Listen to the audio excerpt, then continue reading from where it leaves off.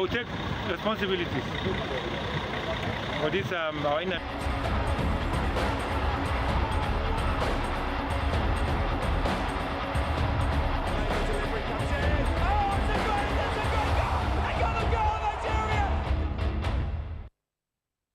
You're welcome. Thank you.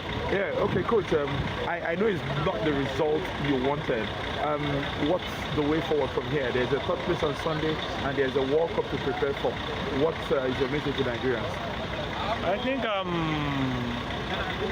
I will take responsibilities for this our inability to get to the final, because I'm in charge, and I will take full responsibilities for everything that happened. But it's good.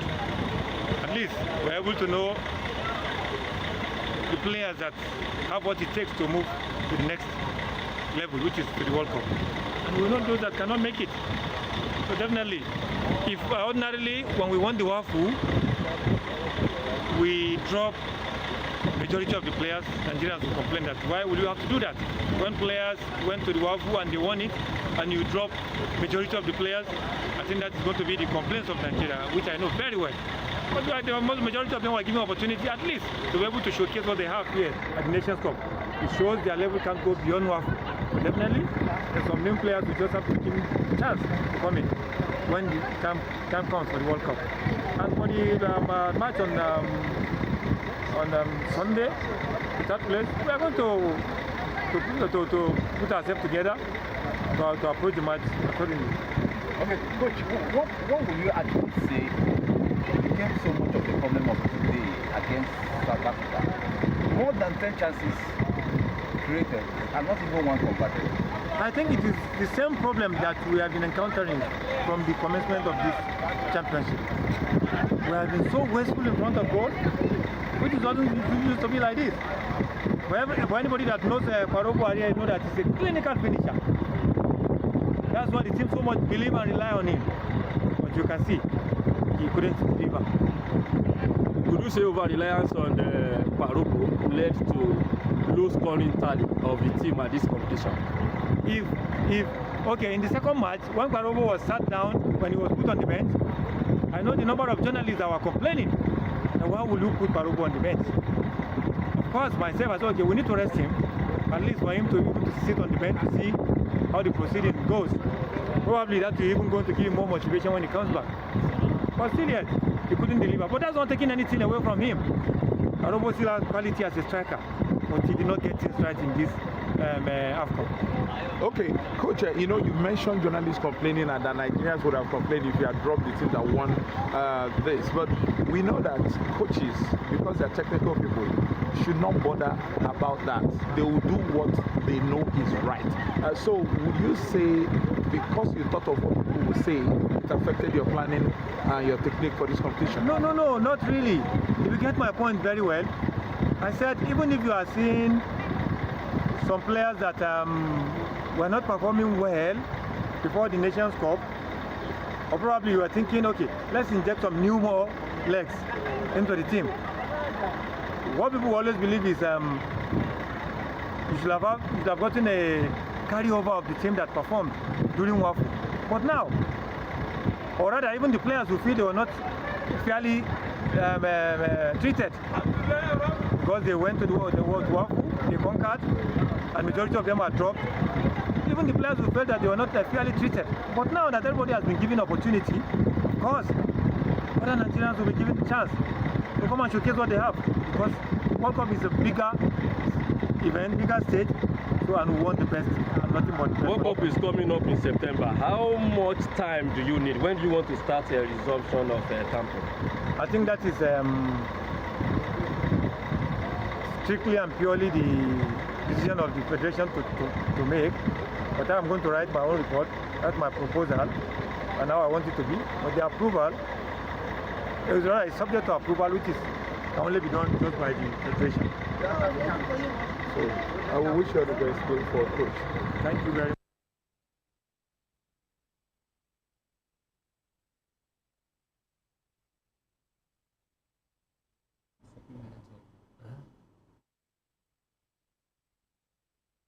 Your team lost, Nigeria lost 1-0 in the semi-final. What is your reaction? Cool. We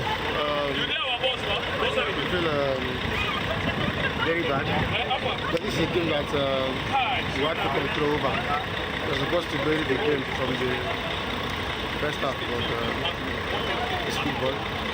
It's very hot. Very hot. It's very hot, sincerely. I don't know what to say, but we still have another game to play, which is third place. So we're going to prepare and see. What do we expect in the third place? Though we don't know the opponent yet, but at least at all in our balance, in our impact pass, at least we'll be looking forward to winning the third place. So what do Nigeria expect? We're expecting to win this game, this particular game. And unfortunately we didn't win. So we're also coming out to win the next half, which is the third place. We're coming out to make sure of that. What department do you think was lacking, leading to loss of this match? Because we are a team. If a team loses, they will say a particular person the cause of why the team loses. We lose together, and we win together. So I think there's one of the things we didn't do right at the start. Do you think the substitution of the goalkeeper, Ebenezer Akot, led to losing this match? No. I don't think so, because we are a team. We are a team. So, and everything is not shifted to one person alone. You know, we are good. You cannot get anybody like that is capable of playing. That is why you are shooting. He is there. So, it's good. Obviously, this team is not good enough to win the World Cup. What department do you think should be improved upon? That is the job of the coach, because I'm also a player. And if there is a room for improvement, definitely the coach will improve in the team. Mama, are you comfortable with the way our striking goes in the front, in the goal? I mean, the front line. They have performed in terms of when they have the ball. I mean, lots of chances, scoring chances missed. Were you okay when you always stay where you are, trying to get the goals out of the Nigerian side? One thing is sure, because we are creating chances. We created chances in this game. I knew that for real. It's just on, should I call it hard luck, or I don't know whether anxiety or whatever that made us show all those chances. So I think we need to go sit back again and try to see what we're coming. Okay, we're done with the semi-final. Well, we can't make the final, but we still got a game to go. Yesterday I was asking about All right, that is the captain of the Flying Eagles, Bameyi, reacting after the loss in the semi-final against the Majita of South Africa. They are now currently in the city where they will be playing the third place match. And we're still yet to know the opponents who they will be taking on as far as the third place for the under-20 AFCON is concerned. And on that note, I say welcome to Locker Room on Voice of the People TV. And I'm your host, Jerry Apeliohai. And of course, we've been taking pictures and sights and sounds of the reactions of what happened yesterday. For those who joined us, we're here to assess the match live. We give match analysis, and of course, we're here live when the Flying Eagles considered that goal, which was really unneeded. But it is what it is. Maiwa also joins us virtually, and of course, Ikechukwu was with me yesterday as we saw the Flying Eagles lose a chance to be in the final of the under-20 AFCON. Ikechukwu, we've heard from the coach, we've heard from Bameyi, and of course, Aliyu Zubairu talking about the coach accepting responsibility for the team's 1-0 loss to South Africa. He praised the team's performance, however, but criticized their finishing, saying they created chances but failed to convert them. So, if he's taking responsibility, is he going to resign, or he's going to stay there and continue to take responsibility? I don't. Yeah, it's a question. This is actually a very tough one. Good evening, Jerry, and of course, good evening to our viewers here in Locker Room. Jerry, yesterday we saw the game. Yes, like you said, that goal was very, very unneeded. That goalkeeper actually should have timed his run better. He made that same mistake. He wouldn't have left he made that same mistake a couple of minutes just before that particular one that led to the goal. He left his goal line, and the result was what we have a conversation about today. And for the coach, yes, I don't know. I cannot even answer for the NFF what happens to Zubairu. As far as I'm concerned, last time we talked about this particular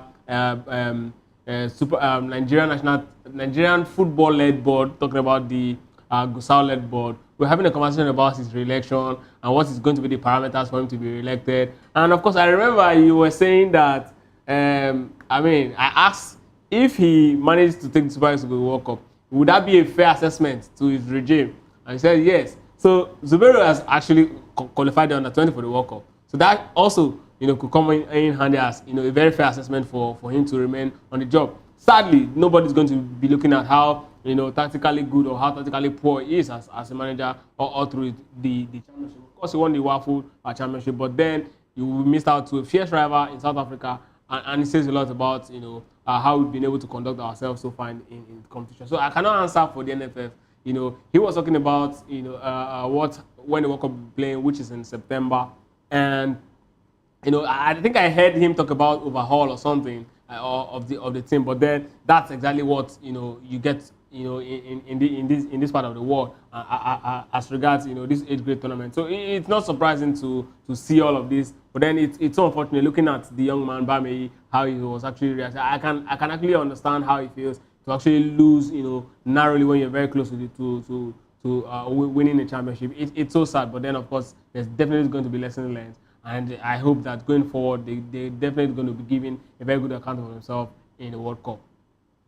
Yeah, that is, if most of these players get to see the World Cup. It's also happened when they won the WAFU B tournament, majority of players were dropped, and now they're on the under-20 AFCON. They made it to semi-final. We're already hearing that players is going to be dropped. I don't know whether Maiwa has eventually made it to be a part of the show. Okay, we understand it's still maybe consoling the Flying Eagles players before he will join us. But taking a look at the world that is going to drop some players and give other players chances to be a part of the team, I hope sentiment will not come in terms of picking players that actually doesn't deserve to be a part of the team. I mean, it's already sentiment when you take out people who manage to get you the World Cup ticket and then bring in new set of players to go play the World Cup. It's already sentiment, right? We saw how this particular trajectory destroyed our football. We are yet to recover from that single incident in 2002 where we had arguably the best set of players in Africa qualify for the World Cup, and then we had our team going into that World Cup was one of the weakest in Africa, and you start asking yourself how did we fall from that very tall height. It tells you a lot about how we actually value things in this part of the world. Now, you see, when these things happen, people just react to it with levity. Nobody sees it as much of a problem. Well, it happens. If you have the connection, you get back to it. Some of these players will eventually make it up, but then we're definitely going to see a lot of foreign-born Nigerians, coming to play, and then a lot of persons who perhaps some even at this point are still in the Nigerian league. They are not part of this championship. They are others will be coming from other parts of the world to also be part of this. It's so sad, but then it is the reality that we live in. These things people don't most times get this particular to this particular space of merit. It's only in the Super Eagles or right at the level where the AFCON, where you can actually not just start rotating and changing players. That's exactly where people look at you based on your merits, club you play, and all of that. But at this level, everybody seems to be, there's no static, there's no automatic jersey, there's no a body who, is going to be appearing as an indispensable, object in the particular team. So it's so sad. But then these guys have given a good account of it. I just hope that many of them individually, because see, we were talking about this a couple of days ago, how our infrastructure, how our football development project, how our plans to actually see the future generation become the mainstay of the Super Eagles. Now, if you start doing all of this, it means that you're telling these guys who qualify for the World Cup that go and find your own route. However it is you want to go about it to become a top player. When you get to that level, the Super Eagles will invite you to become part of the to become part of the team, and then you can have a bragging right, or you can have the chance to actually, make a case for yourself as a good player, or by stroke of luck you get to sign for a big club and then Nigeria will start calling you back. All of these sort of things does not really create a room for confidence, and people who actually want to play for Nigeria will start doubting themselves. I mean, tell me which of these players, couple of years down the line, who actually qualified for this World Cup and failed to go to the World Cup, and then you see them in, maybe they have a cousin or a nephew who actually want to play for Nigeria but need someone to actually advise them. Which of these guys will look back and say, you know what, Nigeria is that country you can actually die for. Nigeria is that country worth bleeding for. These are the questions they will be asking themselves. This is not a country that's reliable, and it's so sad. But then the coach openly saying this just after losing a very fierce battle against South Africa. It tells you a lot about how we conduct ourselves, how shameless we are. I mean, even if this is a plan, even if this is what you want to do, you don't come up and say it. Even you as a coach, I mean, your job should be under scrutiny. People should ask you, why can't you beat the South African side? Yes, we can have a conversation of your players, squandering chances, but then how did this team fare? Looking at the fact that you're going up against top nations in the World Cup, how are you going to? Even if these guys are able to actually manage to actually get the goals that you're saying they squander, how much of a time or how many times were they even able to actually create chances, big chances that could have really resulted to goals? So these are the questions he should be even worried about, not come and talk down on the boys and say, you know what, a lot of these players will not be part of the World Cup. Like, I don't understand. I've never seen this sort of conversation before, this sort of comment from any manager, even at this level. It's so sad to see. All right, it shows you that he already has made up his mind with what he has seen, and maybe in the midst of all the blood rush and the disappointment, he would have said such. But it looks like the man means business, and he particularly pointed at Kparobo Arehi. He said he was expected to deliver, but disappointed his teammates and the entire team. Then the question is, if you have only one danger man, that puts you in a difficult position as a football team. We understand that Maiwa is with us. We're just talking about the under-20 Flying Eagles. I hate to be the one to say I told you so. I warned you guys. Under-20 is not a team you start raising your hopes. That's saying the next Super Eagles. Anyway, let me not take us back. We've been here before, and definitely from experience, I say it's too quick.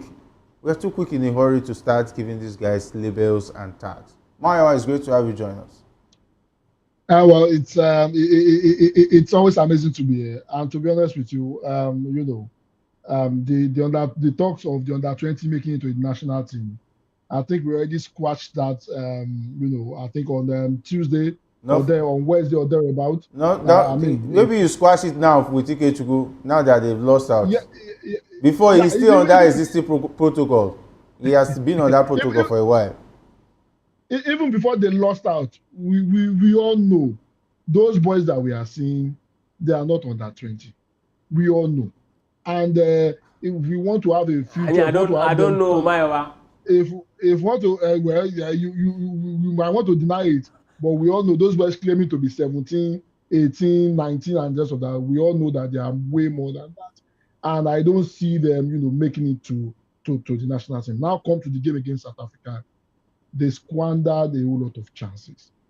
And yes, kudos to the South Africans. They were very clinical and they were able to do the job on the field of play. However, it's so sad that the coach is coming out to throw the boys under the bus. You are the one that assembled the boys. You are the one that took them to the competition. No matter what you want to do, you don't come outside and throw your players under the bus. In as much as, a whole lot of us agree that those boys are not actually under 20. They are not actually 20 as they claim. However, they are still growing in quotes now, and they need somebody that will be able to tutor them, not somebody that will throw them under the bus. Yes, they were very disappointing. However, before the coach starts throwing the boys under the bus, he should first of all throw himself under the bus, because he was one that assembled them. He had time to assemble players better than those boys. He did not do that. So whatever the players played, it's a responsibility. It's also a responsibility of the coach because he picked them. But it's just unfortunate that we have a coach that is running away from accountability. Rather than take accountability, is shifting accountability to the players. And that tells you something. It tells you that this particular coach should not be the one, molding our 8th grade football, because I don't think he showed any leadership quality by throwing the boys under the, under the bus. Yes, it's disappointing that the South Africa beat them and just that. However, you don't do that. That takes away from their confidence. That takes away, from the effort they are putting to get to that particular stage. I'm just so disappointed that a coach that is supposed to be molding the boys is coming out to throw them under the bus. All right, Maiwa expressing disappointment in Aliou Zubairu for taking it on the players. But meanwhile, the coach of South Africa, talking about Raymond Mdaka, attributed his team's 1-0 win over Nigeria's Flying Eagles to the players' discipline and adherence to the tactical plan. Mdaka praised the team's character and improvement in every match. So what happened to the tactical plan of the Flying Eagles? What happened to discipline on the part of the players? I saw a lot of indiscipline in that under-20 side. We saw a lot of players taking initiative, being overzealous, complacency setting in, wastefulness in front of goal. What is the responsibility of the coach to curtail all the youthful exuberance we saw on the pitch that day? I did build the players, stuck to a plan, were disciplined enough. I think they would have run over talking about the South Africans. The South Africans were not that special. It showed that they had a plan and they worked with that plan for 90 minutes. They didn't go against the plan. They knew what they wanted to achieve. But I saw a lot of the Flying Eagles players showboating. I even saw a perfect example of Pokoli. He was doing Pokoli dance. I was like, the future of this footballer, you have not even reached Antonio, you already did Pokoli dance. Pokoli, he has already started collecting how many thousands of dollars from Manchester United. You have not even gotten there, you're already showing stunts. In a game where you are 1-0 down, a lot of things will have to be said about the tactical discipline of Aliou Zubairu and being able to handle boys at that age. Forget about the talk whether they are 20 or not, but they are still very young. They are not exposed when it comes to this stage of football. They should be willing to learn, ready to listen. They should not believe that they've arrived. That is the difference between under-20 and Super Eagles. Super Eagles, you have seen it all. You have seen the good, the bad, and the ugly before you got to that stage. But at this stage, you're still learning. You don't have to start showboating. This is just a little opportunity. Now, they will have to start thinking about, okay, if we play the third place, they are playing the host nation, Egypt. That means there's going to be pressure from the Egyptians to win. And the Flying Eagles, I don't know how they're going to manage it if they cannot manage the game against South Africa. Well, Jerry, you see, games like this, sometimes you just, go into those games, especially third place games like this, just go into those games, and most times like this with less motivation. If this third place match is a game that would require the last World Cup ticket slot, it would have been a very big game. But of course, every team here is already through to the final, so it's going to be more like a dead rubber. Everybody just want to go enjoy themselves. But it will be a test for the players to see if those that will still be managed, be kept. No. Because if the players who are given chances in this game, even Zubairu is a test for him to see whether what happened against South Africa was just a one-off. Well, Jerry, see, whether we like it or not, the truth is, in third place games like this, a lot of players who have not tested this competition will be given opportunity to play. And then that means you are going to be breaking the synergy of the team, right? So it is natural. We're going to see that. And would you advise Zubairu to do that? At this time, we are all eyes will be on him to see what he does with this last opportunity to win at least something. No, Jerry, against the host nation. Jerry, whether we like it or not, the biggest prize in this particular tournament is the World Cup ticket. But this team has not won anything as far as African football is concerned. They won the Wafubi and third place. Which one is better? Jerry, the World Cup ticket is the biggest prize here, and they've won it.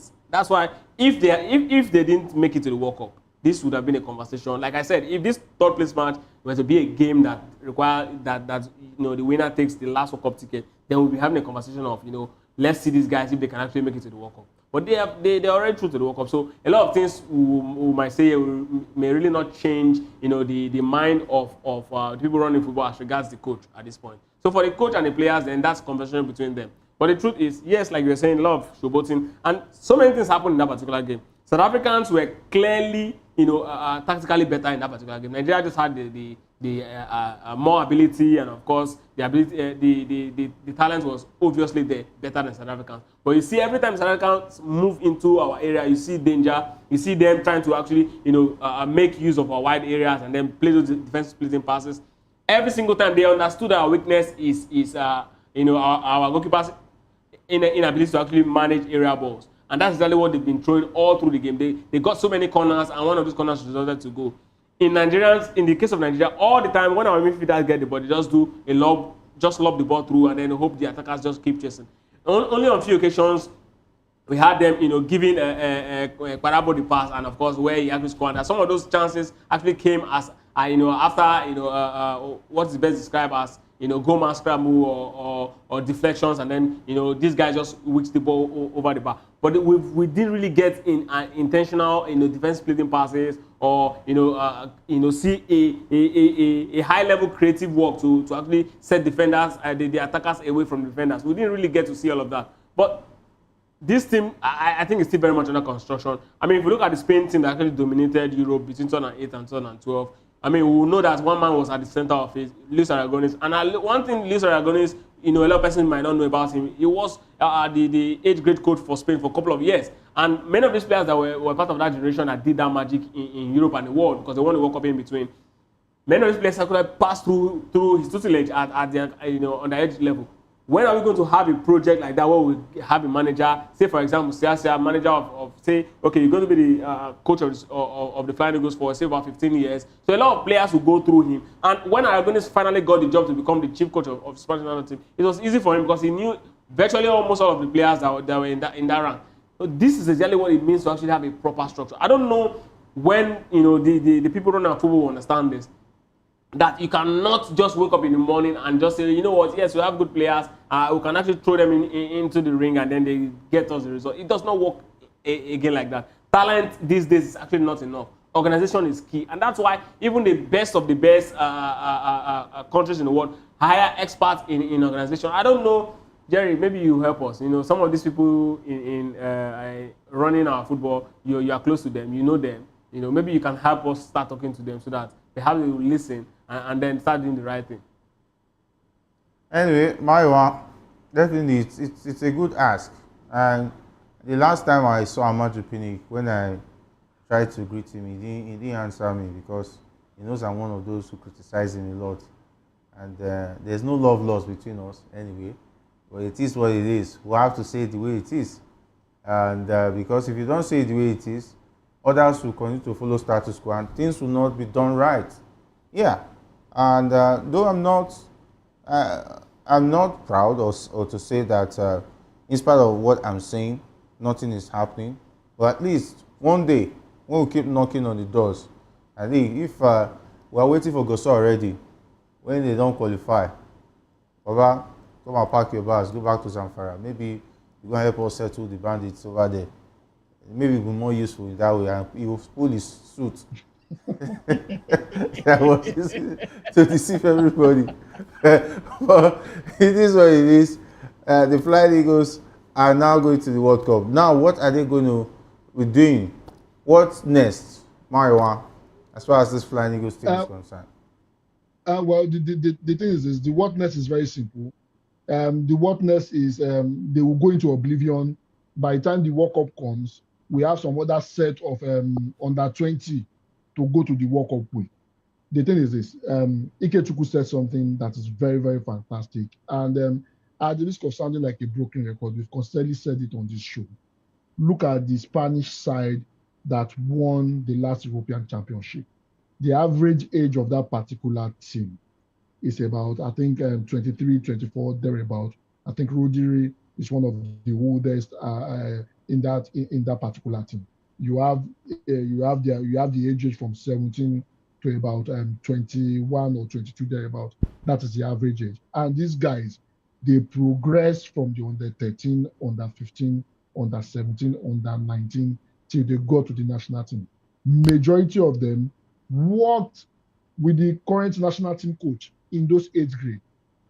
It shows a country that has a plan to be able to build a solid team. And look at what Spain has been able to achieve over the years. We need to be able to replicate the same thing here at the moment. If we do that, we will definitely succeed at the age grade competitions and also succeed in our national team.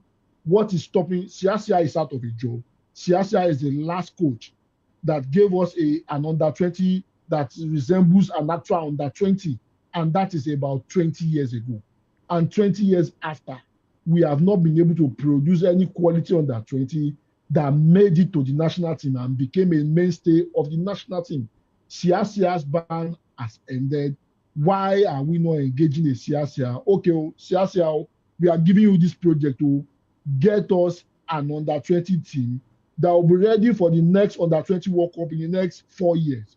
Give that project to Siasia. Let's go to the under 17. Whoever coach that want to give the job to, but everybody they will do their normal quota system just to assign, coaching job to each political region in Nigeria. Whoever coach, capable coach want to give the job to, help us build an under 17 team that will be able to compete in so World Cup. Give him a timeline, give him an opportunity to be able to build this team. And also, all those running our football that they have to rub their palms before somebody who is 30 will come and play for under 17.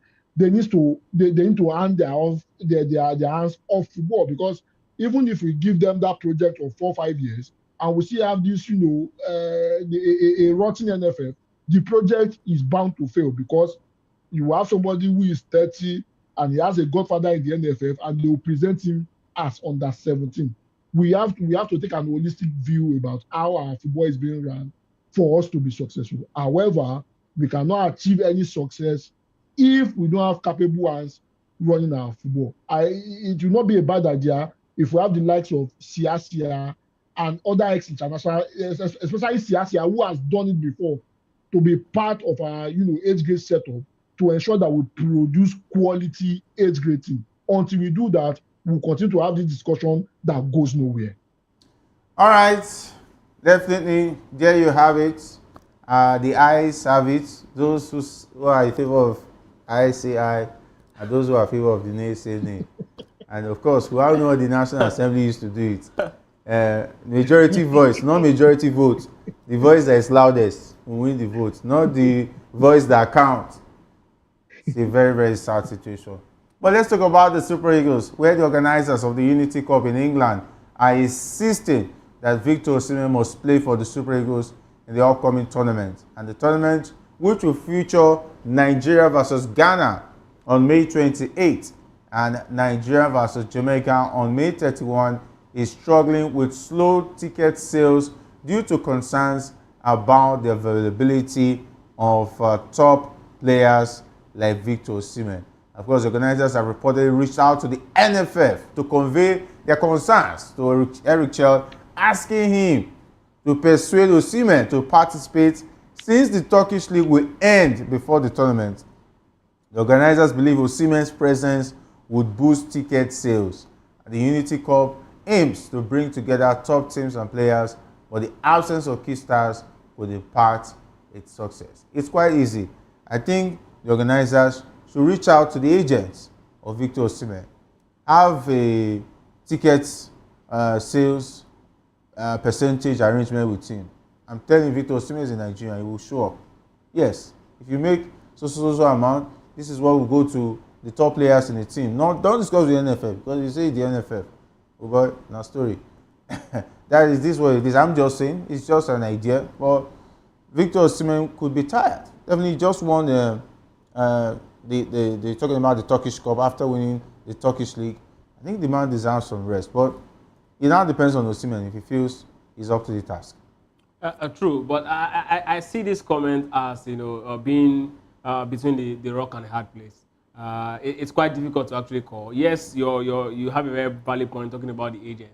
But of course, if that happens, this Unity Cup organizer goes behind NFF to have this conversation with the agent, and the agent agrees. And no, the NFF will mediate, but they will have to have one-on-one. Because if they say the NFF should discuss the agreement, I'm telling you, Osimhen will be third party. We will not even hear. So which means you are proposing the discussion between directly with Osimhen. With Osimhen, yes, and then, but the NFF as an intermediary. Which means percentage will also go to the NFF. Yes. Then Osimhen. Yes, there's already a percentage going to the NFF, of course.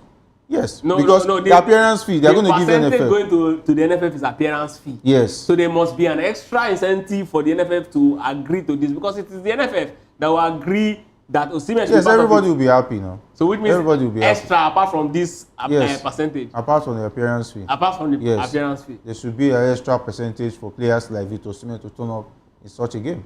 Yeah. Come on, how much is Unity Cup? He doesn't even need to play.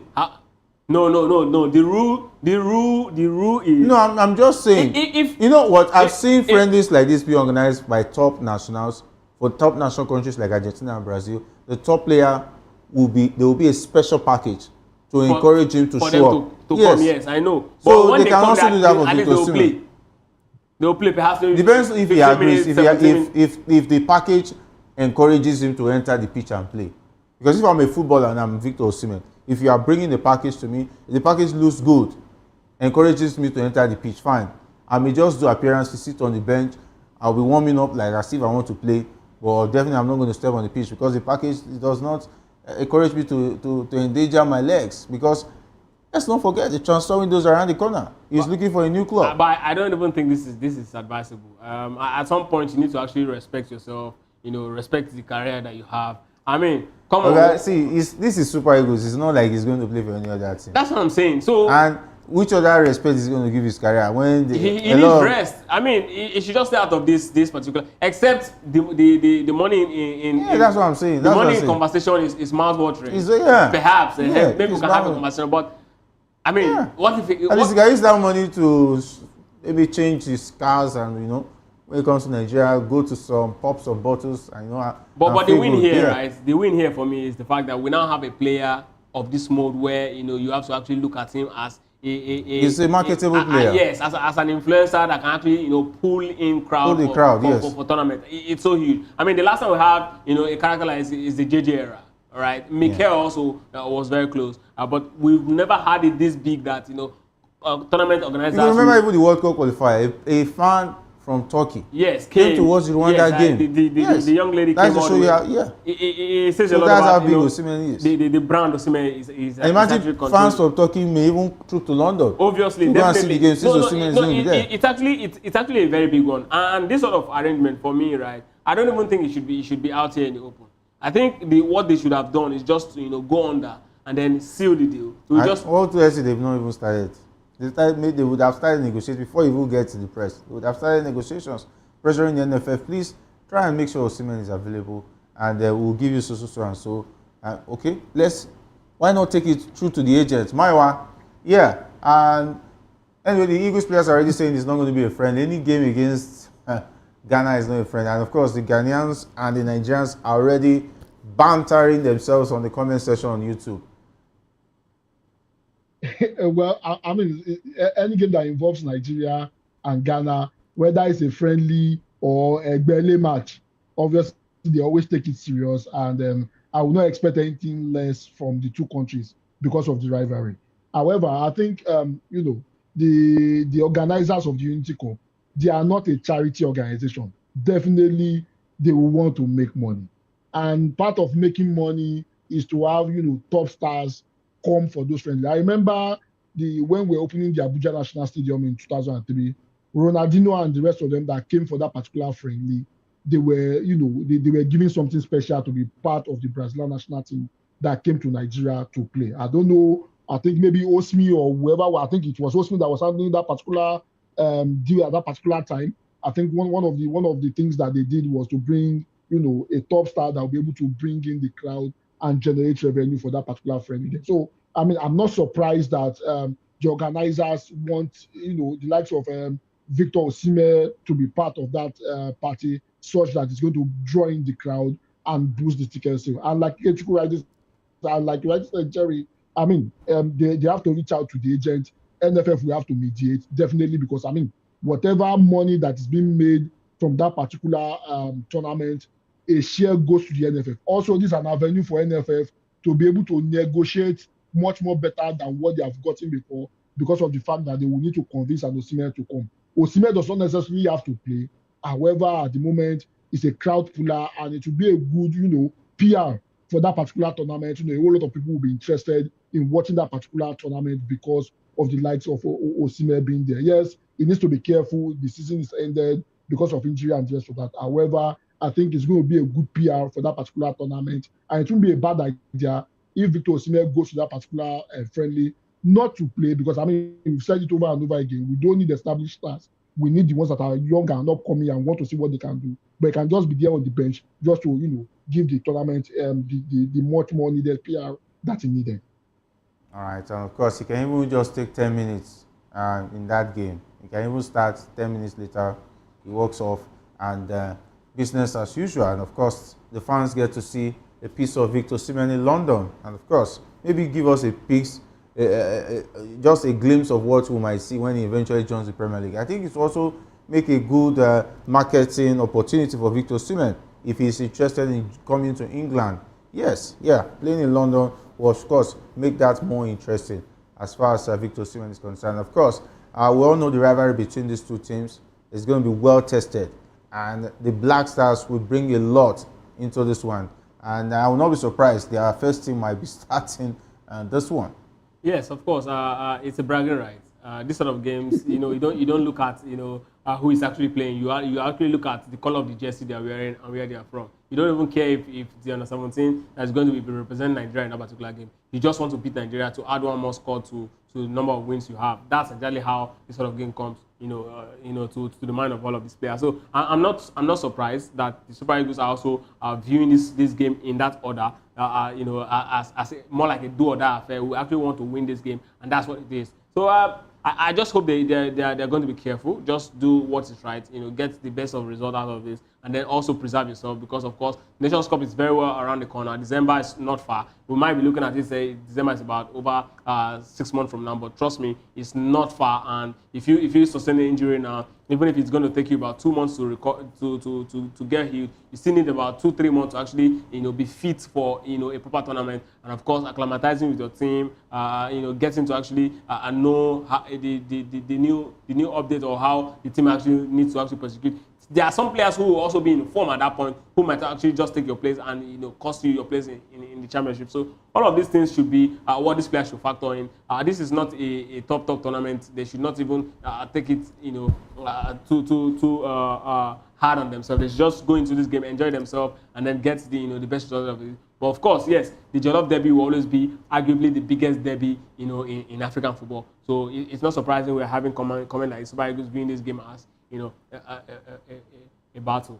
All right, so of course, we'll go over to more stories now where Arsenal, and of course, Ike Chukwu will like this particular story where Arsenal is reportedly eyeing Real Madrid forward Rodrigo as a potential signing this summer. And according to reports, the Gunners are looking to strengthen their squad after missing out on the Premier League title for the third consecutive season. But it looks like Rodrigo is not interested in moving.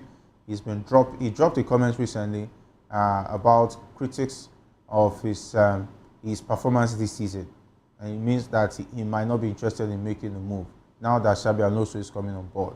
But Rodrigo will be a good addition to that Arsenal side. That means Martinelli's position is strengthened, Trossard as well, as far as playing from the left is concerned, or even he can even play as a centre forward. I think the most viable option for him is to play as a centre forward.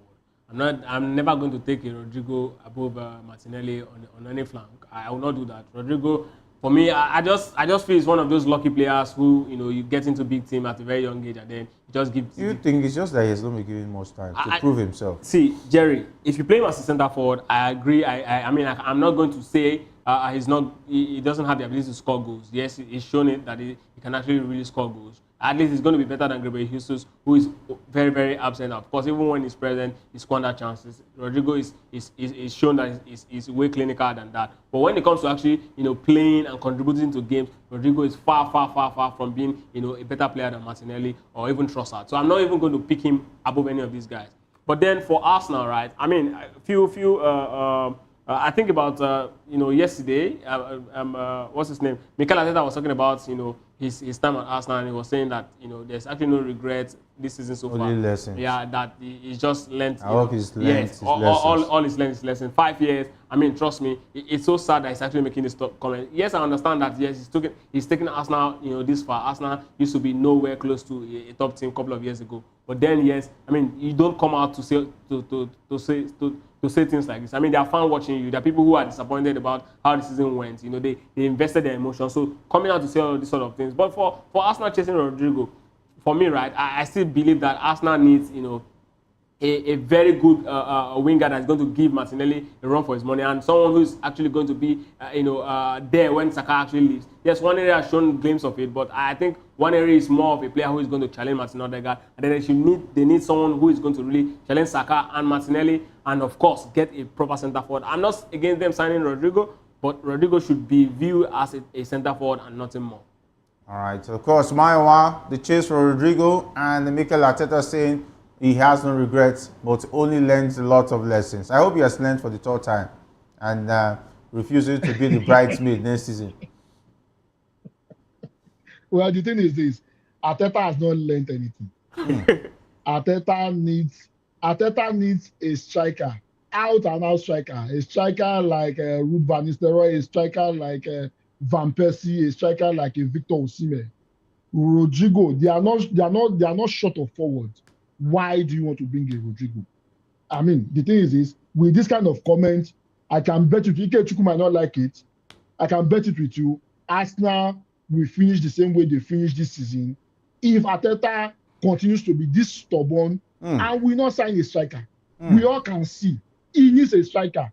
But he's coming out to say he has learned. You have been on a job for 5 years. You have learned the same thing for 3 years. What are you learning again? First time, mistake. Second time, coincidence. Third time, now your nature be that. So what are you learning again? It doesn't make any logical sense. To be honest with you, if he continues this way, I think I don't think he's the man to take Arsenal forward. How can you come out and say you have been learning for 5 years, and 3 out of the 5 years, your season ended in February. The dip in form came in February. There is no squad depth. For 3 years, you don't understand that you need squad depth. For 3 years, you don't understand that you need a striker to be able to challenge for tournaments in England. I don't think Arteta has learned anything. I just pity those supporting Arsenal. It's going to be another long season for them. If this is the mentality Arteta is going to the transfer window with, to be honest with you. All right, of course. Maybe he has taken on the tag of Arsene Wenger from Jose Mourinho, who said one time that Arsene Wenger is a consistent failure. He has consistency in failure. And maybe it's now the thought of Arteta. Maybe they will have to go and appease Mourinho's. They will follow Maiwa to Rabiji to go and watch at the cause of consistency failure from the Arsenal side. Not my words. These are not the words of VOP TV or Locker Room. These are the words of just somebody who is just observing. And of course, for Maiwa too.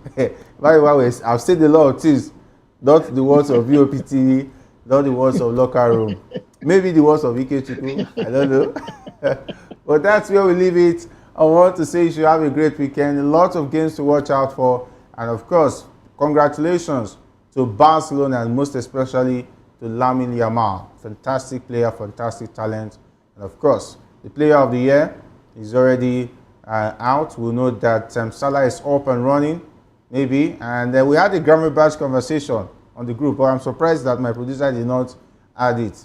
Maybe he doesn't want me to hammer on it anymore, but it is what it is. Maybe I'll take care of you. It's Friday. We'll go and do one or two. Thank you very much, Mayo. Big thanks to the guys behind the scene. Okay, the likes of Manfred, and of course Adura, not leaving out Paul, and of course Ike Chukwu, who has not been too happy with the final takes on the show. But it is what it is. We have to do the job. My name is Jerry Apelha. He's saying stay safe, and if not, 20 no talk, do it the sport way.